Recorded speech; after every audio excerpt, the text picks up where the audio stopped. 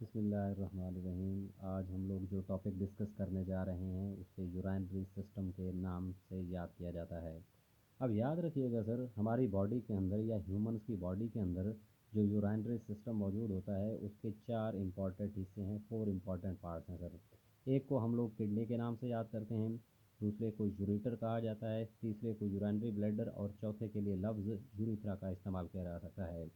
इसका मतलब ये हुआ कि यूरानरी सिस्टम के चार सबसे इम्पॉर्टेंट पार्ट्स हैं सर। एक को किडनी कहा जाता है, दूसरे को यूरेटर कहा जाता है, तीसरे के लिए लफ्ज़ यूरानरी ब्लैडर का और चौथे के लिए लफ्ज़ यूरिथ्रा का इस्तेमाल किया जाता है। अब हम लोग डायग्राम की मदद से भी इसको शो कर सकते हैं। ये देखें कि ह्यूमंस की बॉडी के अंदर एक नहीं दो किडनीज मौजूद होते हैं। अगर इन दो किडनीज में से एक किडनी मुकम्मल तौर पर ख़राब हो जाए तो एक किडनी से ज़िंदा रहा जा सकता है। बाकी हर एक किडनी से एक डक्ट बॉडी से बाहर निकलना शुरू हो जाती है, उसको यूरेटर कहा जाता है। ये यूरेटर जाके ओपन होते हैं यूरानरी ब्लेडर, यहाँ यूराइन को फॉर सम टाइम स्टोर किया जाता है और फिर यूरेथ्रा की मदद से with the passage of time इस यूराइन को या वेस्ट मटेरियल को बॉडी से बाहर निकाला जाता है। अब हम लोग हर एक चीज़ को, हर एक पार्ट को अलग से डिस्कस करेंगे। पहला है जी किडनी। अब किडनी याद रखिएगा सर, हमारी बॉडी के अंदर एक किडनी नहीं, किडनी पेयर की शक्ल में होते हैं, मतलब दो किडनीज मौजूद होते हैं, पहली चीज़। दूसरा, इसी किडनी के इंटरनल साइड पे ट्यूब्यूल्स का एक नेटवर्क मौजूद होता है जिसको नेफ्रॉन के नाम से याद किया जाता है। और याद रखिएगा सर, किसी भी किडनी के अंदर न्यूरॉन की तादाद एक आध नहीं है या हज़ारों की तादाद नहीं है, बल्कि ये मिलियंस की शक्ल में नज़र आती है। और याद रखिएगा, ये नेफ्रॉन किसी भी किडनी की स्ट्रक्चरल और फंक्शनल यूनिट हुआ करती है। ये ऐसे है जैसे किसी भी बॉडी की सेल की अगर बात की जाए तो सेल किसी भी बॉडी का स्ट्रक्चरल और फंक्शनल यूनिट बनाता है।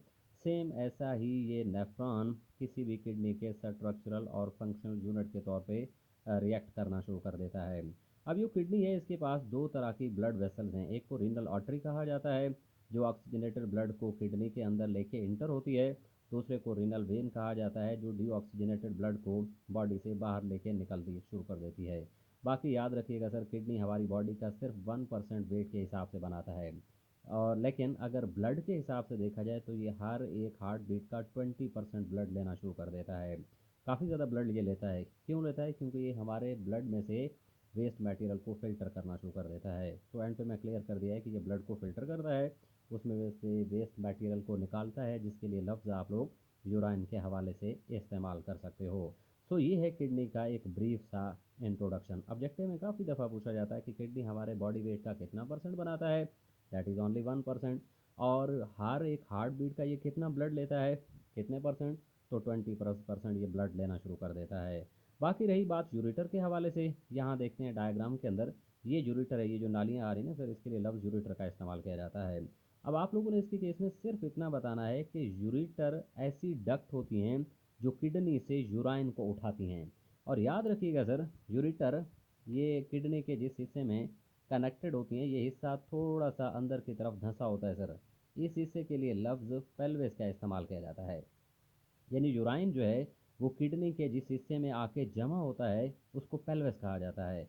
फिर हर एक पेल्विस से ये जो डक्ट होती हैं, ये जो नालियाँ होती हैं, ये उस वेस्ट मटेरियल को उठाती हैं जिसे यूराइन कहा जाता है। और यूराइन को उठाने के बाद ये किडनी से उस वेस्ट मटेरियल को बाहर लेके आती हैं, आउट लेके आती हैं।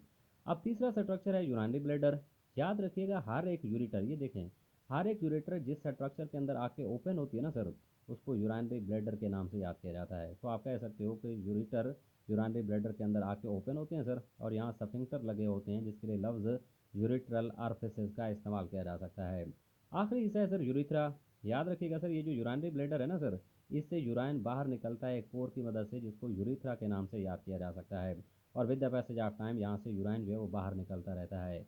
अब ये जो यूरिथ्रा है इसके हवाले से याद रखिएगा सर, ये मेल और फीमेल के केस में डिफरेंट पॉइंट्स में जाके ओपन होते हैं।